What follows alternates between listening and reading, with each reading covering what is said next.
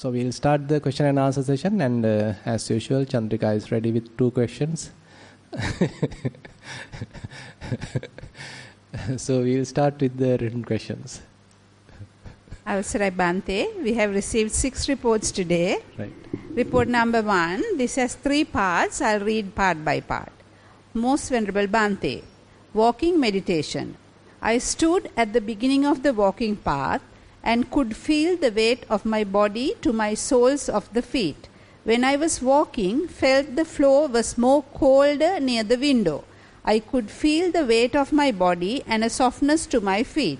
It was transferring to each foot alternatively. I could feel the weight to the heel, inner arch, ball of the foot and toes. Later I could feel only the right foot and could feel only the middle toe out of all the toes. After continuing the walking for some time, I lost the feeling of the toes, but could feel the middle part of the foot more than earlier. There was a start and an end of the feeling of the middle part of the foot. After walking for a while in this manner, I realized I was not concentrating on the sensations of the feet anymore. I was listening onto the rhythm I was walking. I was enjoying it so much, and sometimes when walking towards the end of the path, I was reluctant to stand at the end. I was feeling very calm, pleasant and relaxed. I enjoyed my walking meditation till the end. That's all. Yes, that's all.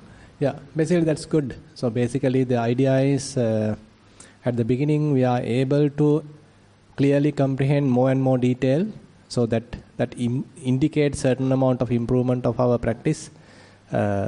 Mindfulness is there, clear comprehension is there, so that more and more subtle details become available to us. Now the interesting thing is, rather than continuing to develop it till we encounter infinite number of information, there's a kind of a switching happen in between. At one moment you start understand, okay, now this information is not available to me, and it's very much like everything is mixed, everything is like in a continued flux. So this kind of a feeling might arise at a given moment. So that's another transition that we may encounter, and sometimes we might misunderstand, thinking that this is a fall down of our practice. There may be a certain amount of a downfall, maybe some kind of a reduction in my mindfulness or concentration. So these are the misunderstandings one can get in, but actually the practice is evolving.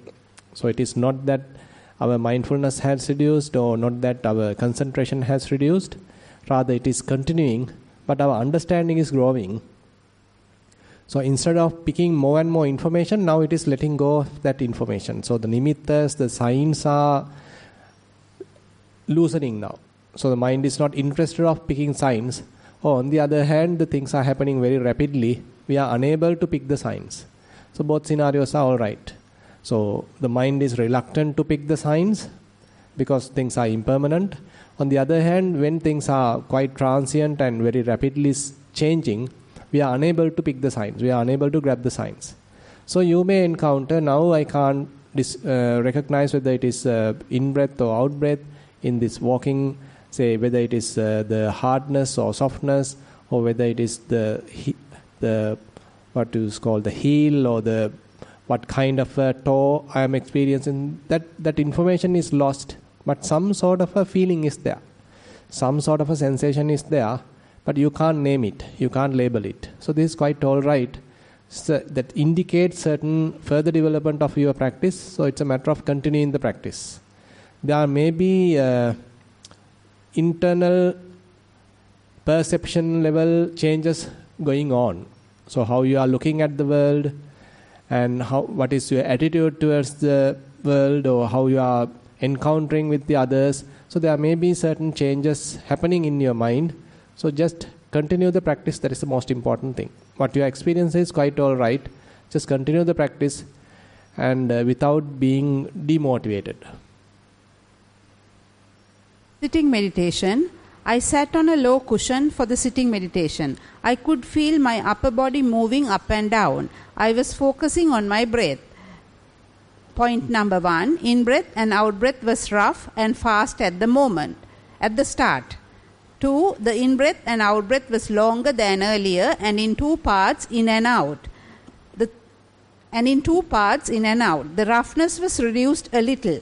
3, the breath became longer and subtle. 4, there was a gap between in-breath and out-breath. Later, the gap became broader. 5, the breath was very peaceful and subtle, like the movement of the waves of the calm sea. Later, I could feel a thin, fine vibration like a feather on touching my left and right cheeks together.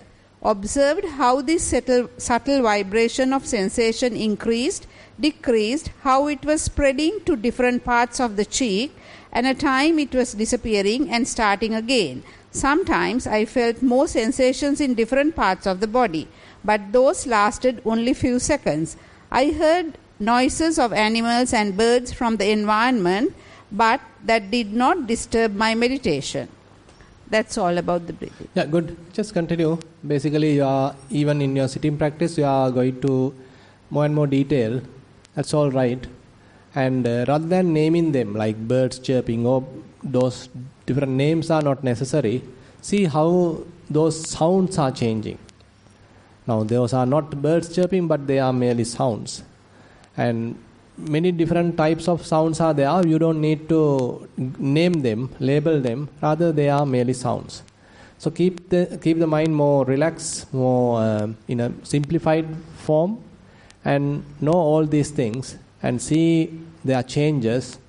Then you are more into the others in the correct path. Experience in day-to-day life. I would like to share my experience of how my thought process varied in 2 similar situations involving 2 different people with different personalities. First person, a single father with numerous hardships. We've offered him a great deal of financial help over time. He tends to be dishonest when he is in need of money. Even though we know he is not being truthful, we continue to offer him help. Second person, an elderly person who pretends to be very religious, currently working for us. However, he doesn't tell the truth when seeking money. He also refuses to listen to my requests when I ask him to do work. In those situations, I felt angry, and at first I thought it was his pride that was causing the issue, but then realized it was actually my own pride and arrogance getting in the way. Good. Welcome. So you can employ another person maybe. So actually, by dealing with them, we understand our own capacity, our own defilements. So that's the most important thing. Actually, through them, we are understanding ourselves. So others are helping. That is necessary. That's why, we need to deal with the others. We need to involve with certain activities. Then only we can understand how still our mind reacts. Not just by sitting, not just by closing our eyes. Rather, while dealing with others, certainly we can see practically how our mind is reacting to various situations, to various personalities. So therefore, important part is your statement. You can see that it is my pride. It is not his fault, it is my fault.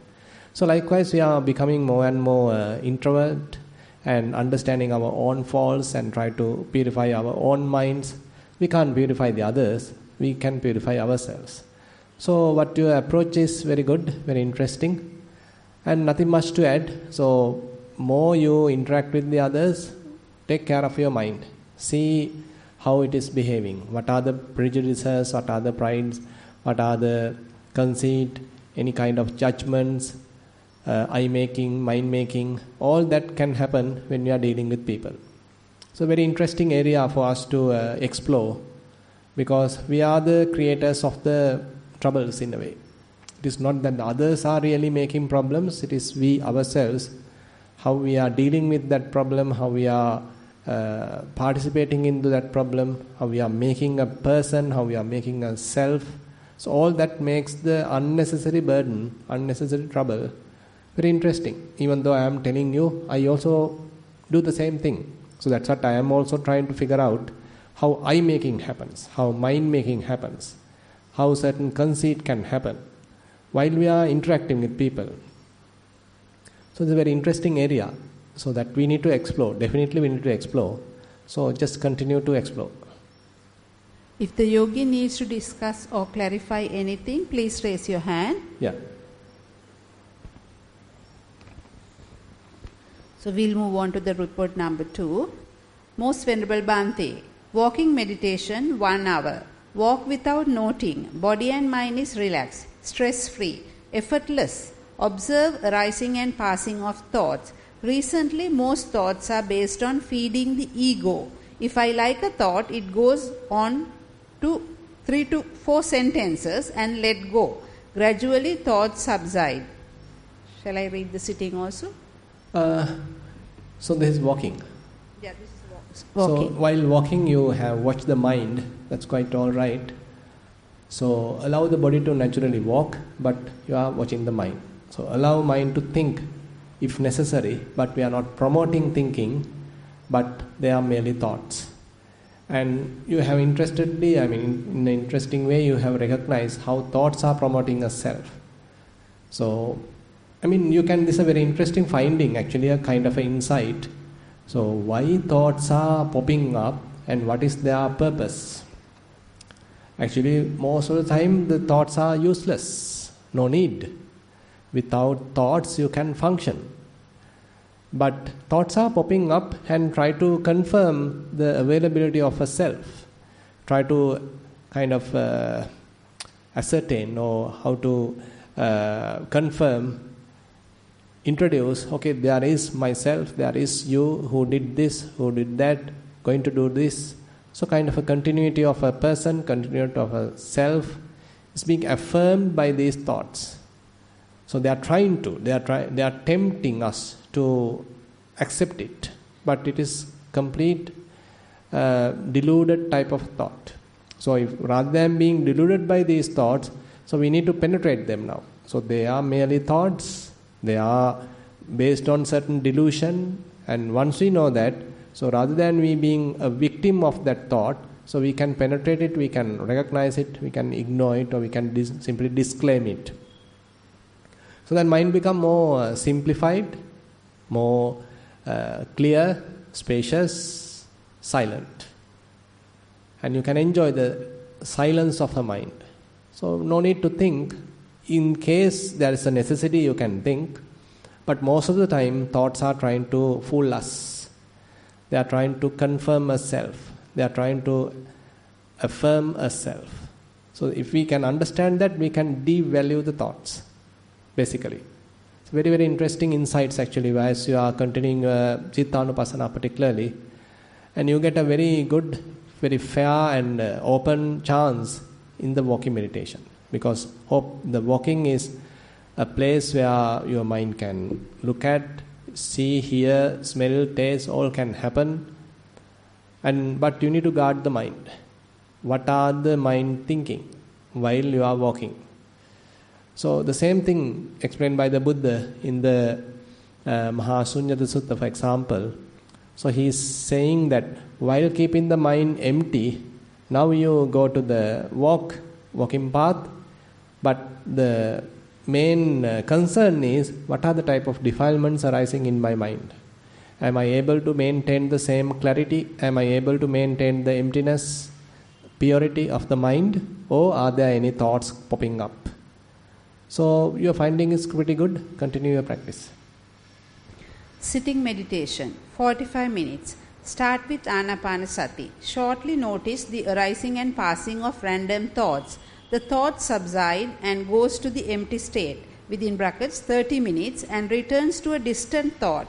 Last month, after coming out of the empty state, I saw raga arising state in the mind. I rejected it not because I overestimated myself, but because it was the worst experience I had so far in the practice. Looking at the mind at that point was like looking at a Gavara Vala. I feel underestimating oneself has more benefits. Day to day. But you need to look at that also. That Gavara Vala. You need to look at that also. So sometimes we don't want to look at it because it is completely, almost like garbage, very dirty stuff are there. We need to accept it. Because the interesting thing is, with respect to lust, for example, so what we were enjoying may be the soft part. What we were enjoying may be the romantic part, the beautiful part. So continuous practice will lead to abandon that. So your romantic, explanations and your proliferations, obsessions, thinking, and all that being cut off as a result of the practice. So what is remaining? This Gavaravala. This is the hard part of, or the dirty part of sex is the what remaining. That lust, the dirty part of the lust is what remaining. Actually it was there, but it was being wrapped by that beautiful love part, beautiful romance part. But once we peel it out, now you get the real naked type of a lust. We need to see it. So don't think that you have to be a saint, so I am a saint, so I can't have this dirty lust. No, you may have it. We need to admit it. So without admitting, without accepting it, there is no way to overcome it. So look at it. What is inside our mind? Why my mind is desiring such kind of an experience? Why my mind is asking that kind of an experience? Why my mind is looking at those parts or whatever it is? So that is the dirty part. So that is what we were doing for long time in our sansaric life. That's the crux of our lust. The most dirty part. We need to admit it, accept it. It's also not me, not myself, not mine. And more we look at it, then softly we can, forgive for that. Rather than, criticizing yourself, putting you down and thinking that you are such an inferior person. So this is just what it is. And look at it properly, objectively, and then keep it aside. And rather than promoting it, rather than encouraging it, rather than being a victim of it, now look at it, simply abandon it, simply slowly let it go. Because this is a kind of going deeper and deeper. So internally, our minds are very much like based on this kind of a very hard core level, essence level lust. On top of that, we have very beautiful, romantic, aesthetic kind of a wrapper. So we were dealing with that. And we think only we are such kind of a really good people who has no sign of lust. So there's a beautiful song. I used to sing it. Preme nagarayai hitamage rage mavatak ho novu. Matakada? Snehe, not preme, snehe. Snehe nagarayai hitamage. I don't want to sing it in the proper melody. And there is no even a sign of lust, but it is. So once you practice Vipassana, you will understand. So once that nagare is abandoned, so you have all that dirty part. So accept it. So this is what, as human beings, as beings in this whole sansaric journey, that is what we were doing. So that's why it is still there. So once we recognize it, then we have a chance to abandon it. Day to day, awareness of the mind is always there. When with others, observe that I can listen without interrupting and the mind is quiet. Mind is not interested to take nimitti much, but once in a while irritations arise. Can you repeat? I didn't get it. From the beginning? Yeah, I mean that part. Okay. Mind is not interested to take nimitti much, but once in a while irritations arise. Craving arises to certain sweets, but can let go quickly. Noticed how the mind makes wrong assumptions from what I see. Sometimes mind likes to go to imaginations, but within few minutes see the uselessness of it. Bhante, I noticed in day-to-day living, although liking, craving, etc. can arise, when I see it, it goes away. But raga of this type arises once a year when in formal practice. This happens when the mind is calm and the eyes are open, and not by looking but by seeing. Even though I recognize immediately and let go, the magnified effect of raga arose in the sitting. Although raga differs from dvesha only in the beginning, the middle is suffering in both, and the peace is felt after it leaves. For a month, raga did not arise. Please advise me, Bhante. May Bhante attain nirvana in this very life. Yeah. So basically, this is a very good report. Basically, a yoga is trying to purify oneself and honestly admitting what it is available and trying to purify that. As you said, so actually in the Dhamma it is mentioned, it is easy to, or rather, it's difficult to understand, I think, anger, but it is easy to abandon it. But it is easy to understand lust, but difficult to abandon. Because the lust part has a certain appealing or certain kind of a self-interest, or we like to keep it. There is a little taste, there's a little delight in the lust. But on the other hand, in the anger, there's a burning part. There's a hard grabbing, and then as a result of that, you are being burdened, you are being burned. So you want to abandon it quickly. But the lust is opposite. Still there is a certain amount of burning, but still there is a very different kind of a delight in it, in the lustful thought. So rather than abandoning it, one might tempt to keep it. One might tempt to enjoy it, taste it. So that's the issue. So more we understand, by the way, as you properly mentioned, both are giving certain burden to the mind. Some kind of a, now say for example, you are now practicing anisita state, where the mind is not established, where mind is not dependent on anything. You are trying to maintain a completely independent mind. So if you are more and more familiarizing with it, both lust and anger is quite opposite. So rather than you are enjoying or maintaining the open mind, whenever lust arises, you can see your mind get concentrated. Your mind is focusing onto something. Similarly, the anger, your mind is focusing onto something or someone. Either way, your mind is focusing.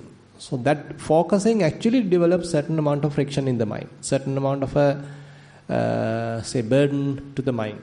It's a little difficulty to the mind. But keeping a very soft awareness, open awareness, a pure awareness is more soothing. But again, focusing your attention to something, either because of lust or anger, is a real kind of danger, and on the other hand is a burden, and you may start feeling it as a friction. So likewise, many areas are there for us to explore in this area, because and more we become aware, more our mind become pure. So being with lust, being with anger become more difficult, and you feel that difficulty, you feel that aberration, you may feel that burden to the mind, and slowly mind can abandon it and switch back to that purity. So mind may prefer to switch back to purity. So for that we need to associate the purity more and more. That calm, relaxed, equanimous, unattached, unestablished state we need to more and more familiar with, more and more associate, and then the defilements become more burden. Defilements become more aberration, a kind of a friction, a torture to the mind. So what you have explained is very interesting and very pretty good, and it's an encouragement for the others also to look at one's mind, and good wishes. Yeah. Report number 3.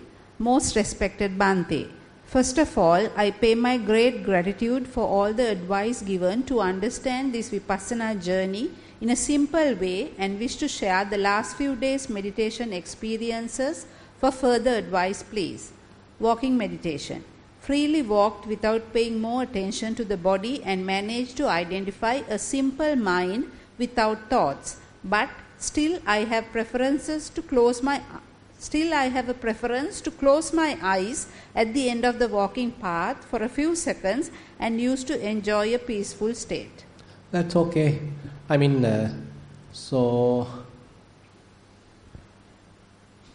actually there are few things. One thing is advantage. That is where you see things and it's little burden to the mind because objects are there, the signs are there.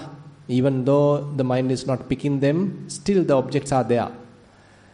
And once you close your eyes and simply stay quiet, and that objects are also not there, so you may experience the signless in a more pristine form. In that way, there is an advantage. But on the other hand, there may be a little danger. That is where you prefer that signless, completely empty, and you may have certain preference to that. Is it an attachment? That's what you need to verify.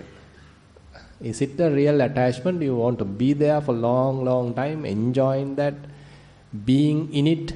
I don't want anything, please leave me alone, I want to be alone.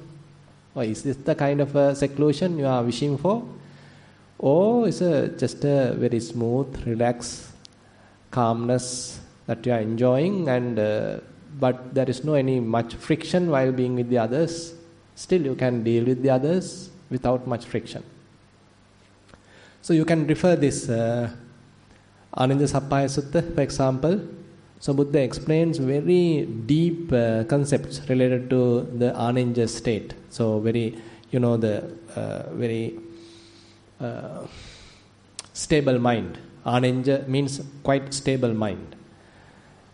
So after he explained the whole thing, so Venerable Ananda asked a very interesting question. Bhante, are these all yogis who are now in this developing these states, will they attain Nibbana? So what would be the Buddha's answer? Because Buddha has explained very quite detailed about the burden of the karma and the pleasantness of the samadhi and pleasantness of the vipassana samadhi, all that. So after explaining all that, so Venerable Ananda asked this interesting question. Bhante, when this yoga is continuing like this, is everybody attain Nibbana? Whoever practice it. And interestingly, Buddha say, some will attain, some will not. And then Venerable Ananda was surprised because what is explained is quite really interesting, and why certain are not attaining. And then Buddha mentioned certain get interested, attached to this emptiness. It's also possible. It's a kind of a burden. No? I'm being with objects, being with signs, being with thoughts. It's a kind of a burden. It's a torture. So we start preferring the emptiness. I mean, it is necessary at the beginning to establish there, to fairly familiar with it, fairly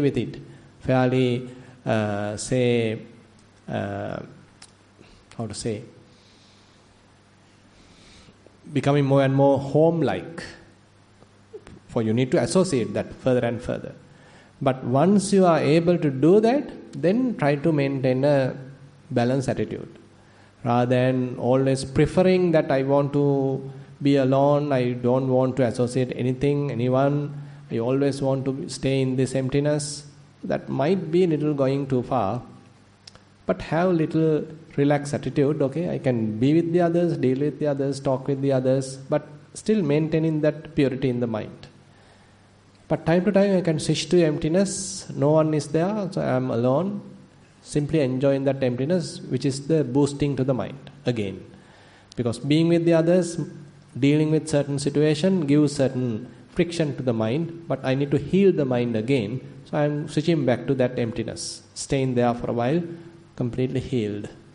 So likewise, we need to balance this process, being there, healing the mind, being calm, relaxed, and again coming back to the society, being with others, go through certain friction, but trying to maintain a pure mind, even while dealing with the other things.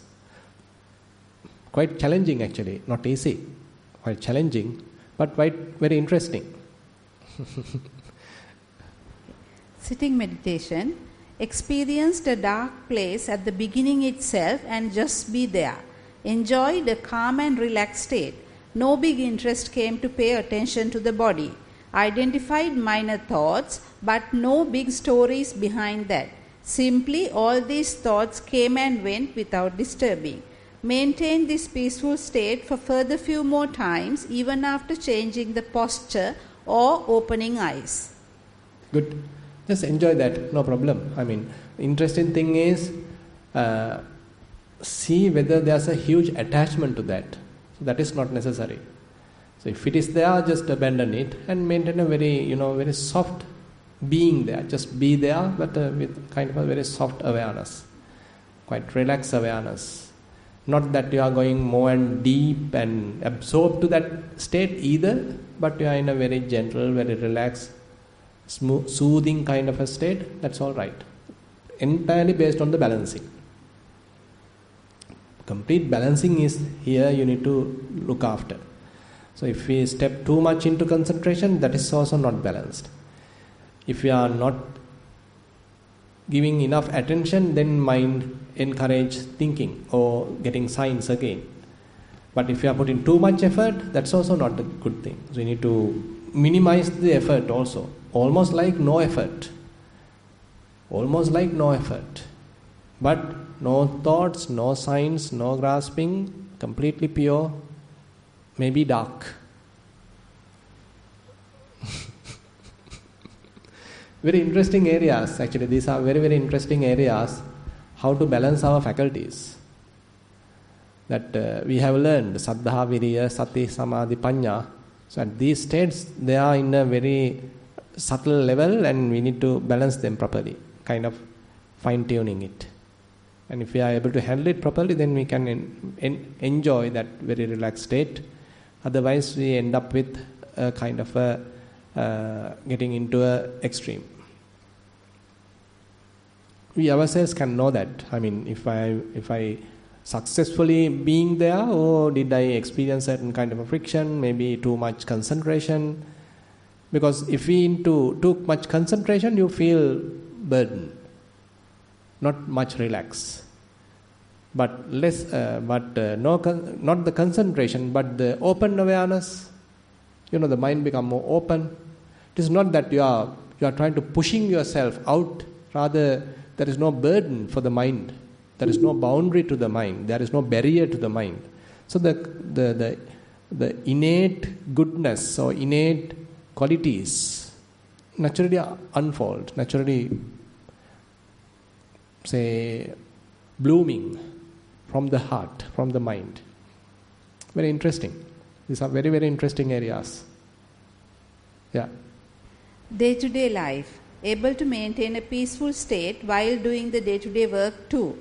Identified how the mind is changing when talking with others and listening to their responses. However, most of the time, the mind itself reminds me not to proliferate from those. Without any intention, sometimes I'm experiencing not absorbing sounds and getting things blurred. When mindfully analyzing these events, observed no thoughts in the mind too. Last Poya Day, I experienced a very calm state after listening to Bante's online Dhamma sermon on signless. Clearly experienced that there is no specific desire for the next moment for a few hours. No sleepiness came even after passing the midnight too. But the mind was very peaceful and it was a new experience for me. Then next day while doing the walking meditation, I just remembered that incident and reminded about Upadana Pachaya Bhava. I wish to get more clarification on the application of this Dhamma point too. Most of the time, I was able to get a good understanding and calm state while listening to Bhante's Dhamma sermons and continuously building up a big faith and trust in noble triple gem. Again, I worship Bhante and kindly and humbly request more advice, please. Theruvan Saranai. Yeah, upadana paccaya bhavo, and then that is one part, and on the other hand, bhava nirodho nibbana. So, upadana paccaya bhavo. Now, when our mind cling to something and we grasp something, then we become something, or we become someone. So, if we are not doing it, so there can't be any I. There is no I being generated. And on the other hand, there is no any situation to which we are born to, isn't it? Now we are simply in the present. We are simply with the nature, or we simply with the reality. We haven't made anything with the mind. Now, say for example, we can think of a future event. Say I am going to meet someone. So you might prefer it. You might like it. And you can simply close your eyes and you imagine that situation and you imagine that meeting and you can be in that meeting. So mentally we create that state. So this is an artificial state that we create. So this is the becoming. So rather than keeping the mind quiet, empty, in the reality, so we shift our mind to some state. So this is the becoming process. So we need to stop it. So if we stop it, so the mind remains as it is. So it is simple awareness. Simply be in the present moment. So, but it may appear like boring. Because we like that fantasy. Fantasizing is kind of an enjoyable activity that we as human beings, we enjoy. We like to fantasize, we like to dream, imagine. All that is another type of enjoyment. But in the practice, we understand it and slowly abandoning it and simply keep the mind relaxed, quiet in the present moment. No fantasizing, no proliferation, no obsession, and no becoming. So what it is? We can say, okay, I am in the Nibbana. We don't know. If you like, you can say so. But we don't need to give a name. Just be. Just stay there. Enjoy that silence. So, and while being there may be states that you might want to again go outside and talk to someone, go and walk, and maybe write something. So all are different activities that again and again come into the mind. No problem. You can do that, but looking at the mind. That's the exact thing explained in the Mahasunyata Sutta. So while maintaining the emptiness, Buddha say, okay, now mind get inclined towards, say, walking. While walking, mind get inclined towards sitting. While sitting, your mind get inclined towards standing. Mind get inclined towards talking. Different scenarios he is explaining. Very beautiful. So different scenarios are there, but he gives a kind of a criteria. Say, when you are talking, look at what is the content. Are you talking something useful? And again, mind might want to think even. Vitakka. So what is the vitakka that now I am thinking? Is it a kama vitakka? Is it a vyapada vitakka? Is it a vihinsa vitakka? Or is it a avyapada vitakka, avihinsa vitakka, nekkhamma vitakka? So Buddha give that criteria. Okay, if you want to think, okay, you select what is proper and then think. So it is not that we simply be in emptiness forever, no. So we have to work, we have to talk, we have to think if necessary. So all are included in the Mahasunyata Sutta very beautifully. All different scenarios are there. So, but we need to look at the content, we need to look at where it is, what are the tendencies in the mind. So more and more familiarizing, more and more seasoning the emptiness, we can say. Good. Report number 4. Most Venerable Bhante, sitting meditation. While sitting meditation, I tried to sense in-breath and out-breath at the nostrils. After a deep breath at the beginning, I could catch the place where the breath touches. But after some time, I lost the sensations, especially in breath, but I continued, and after some time, I could sense it again. I experienced this situation several times. Could you please advise me how to continue my practice? Didn't record.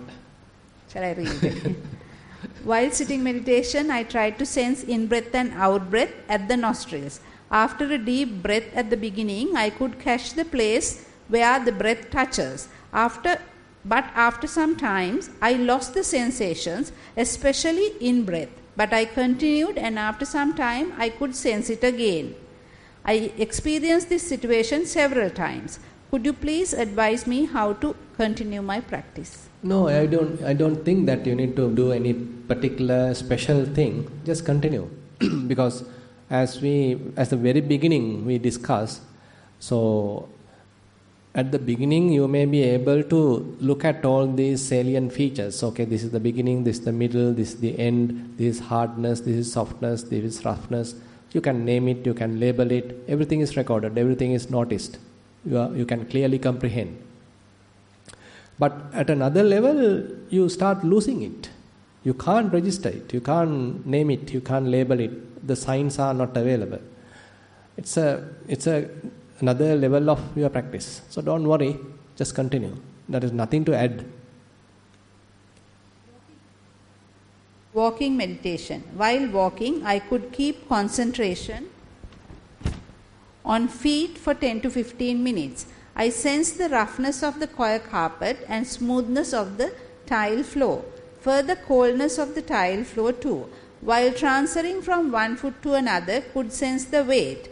There was a very little disturbances from surroundings. Bhante, please advise how to improve this to a Vipassana practice. Thero Saranai.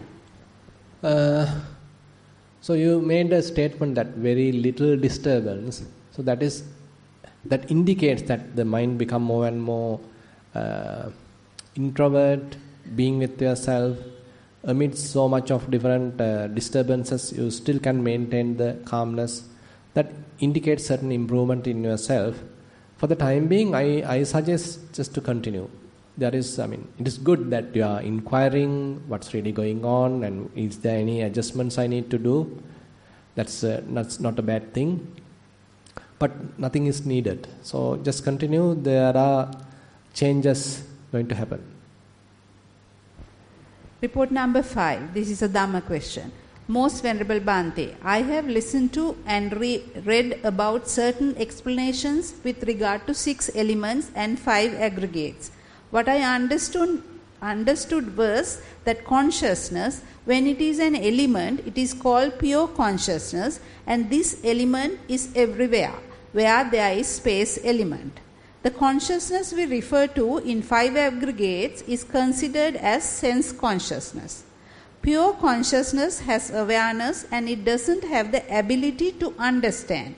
5 aggregates only identify things within bracket mind.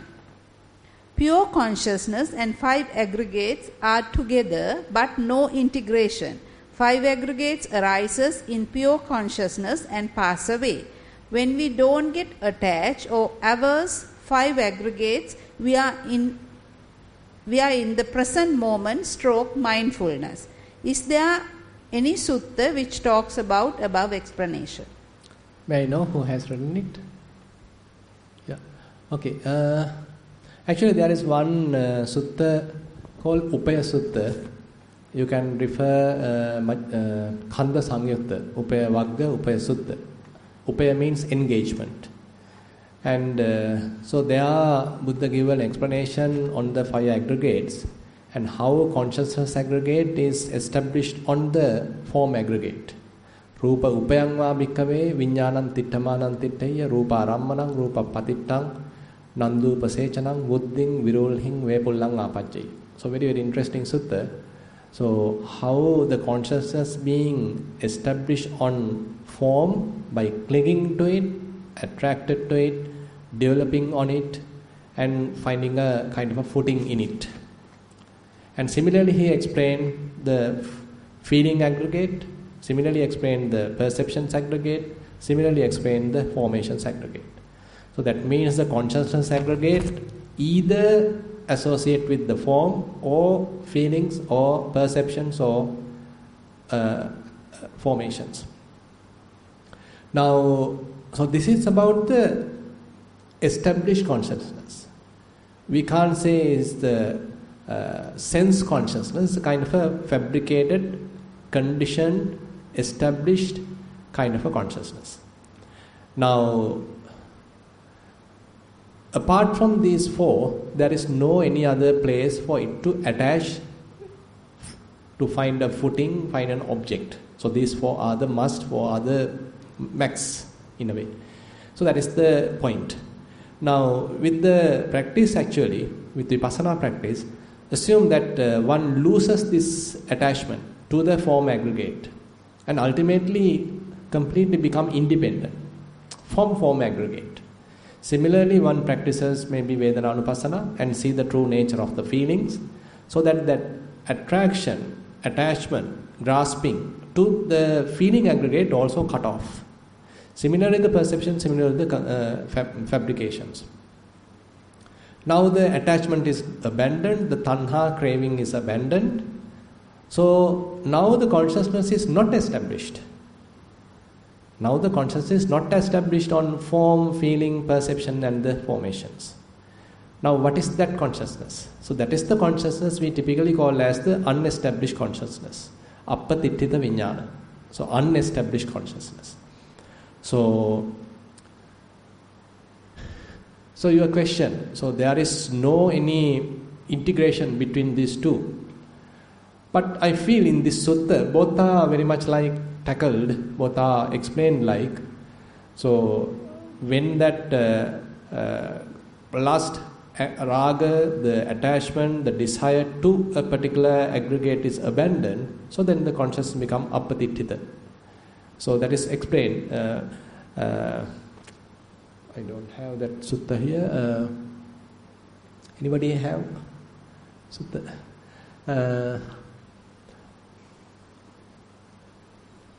Rupa dhatuya ko bhikkave rago pahino hoti. Ragasa pahana vocchitata rammanam patittha vijnanassa nahoti. So patittha vijnanassa nahoti. The patittha vijnana. So that means the established consciousness will not be there. Appatittitang avirulham anabhisankaccha vimuttam vimuttatta tittam. So likewise Buddha keep on explaining. So when the mind or the consciousness is unestablished and released basically, no establishment, no attachment. Now it is very much like a release consciousness, pure type of a consciousness. So there's an explanation about both areas in this sutta. So this is a very good reference. You can refer Upaya Sutta in the Khanda Samyutta. Yeah. One more question from him.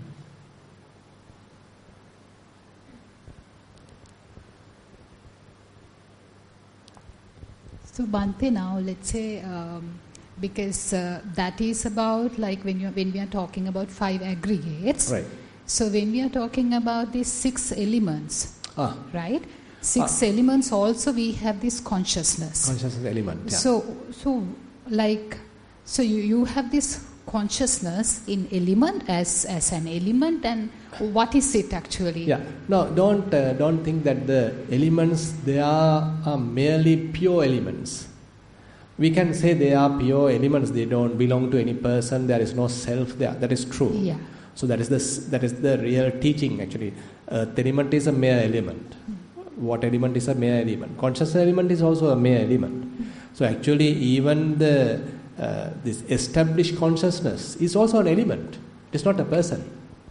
Now you see that 18 elements. Explanation is there about 18 elements. Actually, nowadays we are discussing the sutta dhatu. What's that? Dhatu kusala. Name okay. The Bahudhatuka Sutta. Actually, we have taken Bahudhatuka Sutta for Wednesday and Sunday Dhamma sermon. Okay. So the Bahudhatuka Sutta explain elements at different levels, for example. So Buddha gave elements, 18 elements. Chakku dhatu, Rupa dhatu, Chakku Vijnana dhatu. So Chakku Vijnana is a dhatu. So it's an element. Eye consciousness element. So the element emphasized, it doesn't belong to a self.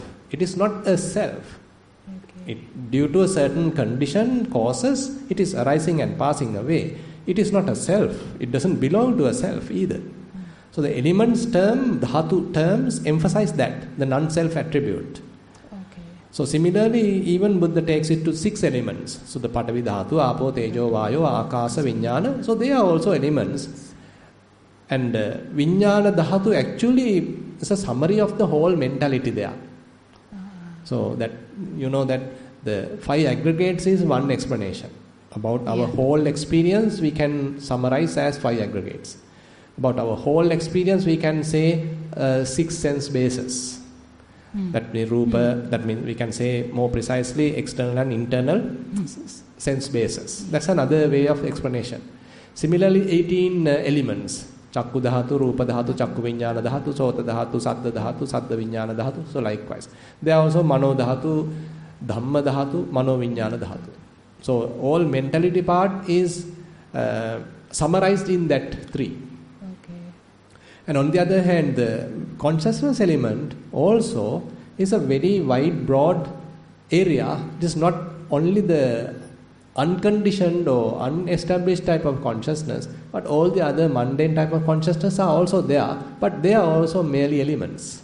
They are also not me, not myself. There is no self there either. So you can refer, there's a beautiful book made by Bhikkhu Bodhi, Comprehensive Manual of Abhidhamma. So there in the Abhidhamma, they do a fair categorization.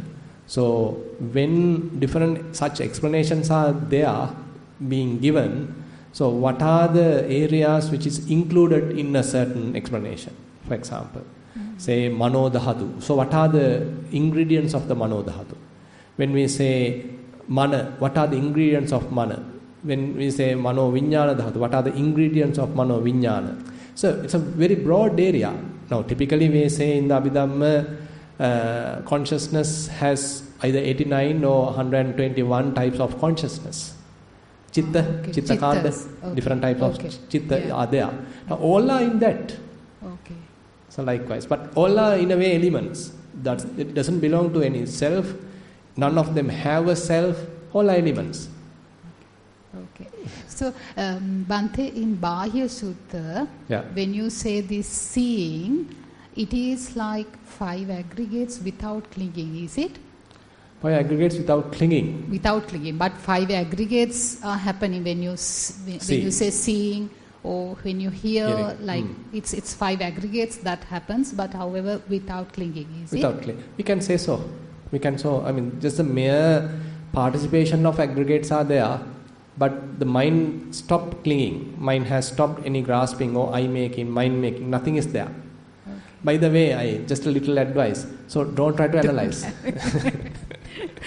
Right. So in your practice, just allow the mind to blossom. Because if you are trying to analyze too much, then again mind get agitated. Again mind become restless.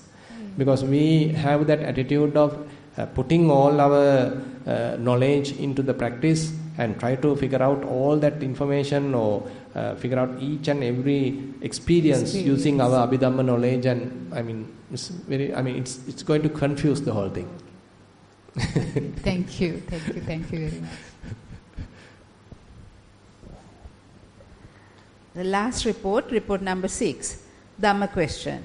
Theruvan Saranai, Swamin Wahansa. Question is about fear, / baya. In Marapakshika Dharma, / Dasamara Dharma, these 10 Dhammas are obstacles, klesha, which comes in our journey of meditation to realize supreme bliss. Is it possible to kindly explain about them briefly and specifically about fear component? Many thanks. Dasabimbara Mara Senaga Tanharati Ranga Sangha. So, I can't remember all 10 by the way. So, you are asking about the fear.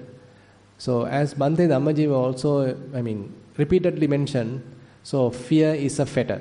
Fear is a kind of a defilement. So fear may arise when I is there.